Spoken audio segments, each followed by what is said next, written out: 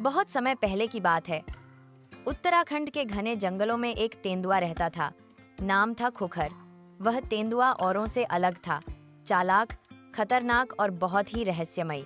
गांव वाले कहते थे, जिस रात खुखर की आंखें जंगल में चमकती हैं, उस रात कोई न कोई जीव हमेशा गायब हो जाता है। गांव के बच्चे उसे भूतिया तेंदुआ कहते थे और बड़े बुजुर्ग उससे कांपते थे। खुखर का राज। पर खुखर का एक गुप्त कारण था।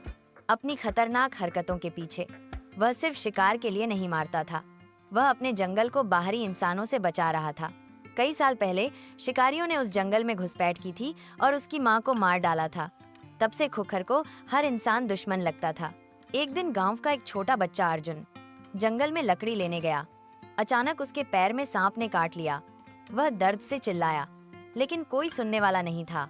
खुखर, जो पास की झाड़ियों में छिपा था, चुपचाप उसकी तरफ आया। अर्जुन बेहोश था। अब खुखर के सामने दो रास्ते थे, या तो उसे छोड़ दे या उसकी जान बचाए। खुखर की आंखों में अर्जुन की मां की छवि उभरी, जो उसे पालती थी, प्यार करती थी। वो पहली बार इंसान को शिकार नहीं समझ रहा था, एक निर्दोष बच्चा देख रहा था।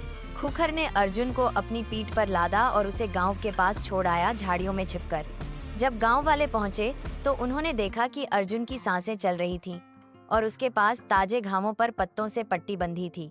लोग हैरान थे, ये किसने किया? कुछ दिन बाद अर्जुन को होश आया।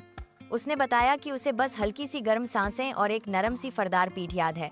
गांव वालों ने तब जाना, खुखर तेंदुआ ने उसकी जान बचाई।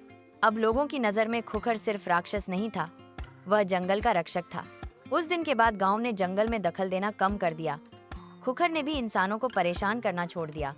अब भी जब रात के अंधेरे में दो चमकती आंखें दिखती हैं, लोग डरते नहीं। वे कहते हैं, वो खुखर है, जंगल का प्रहरी।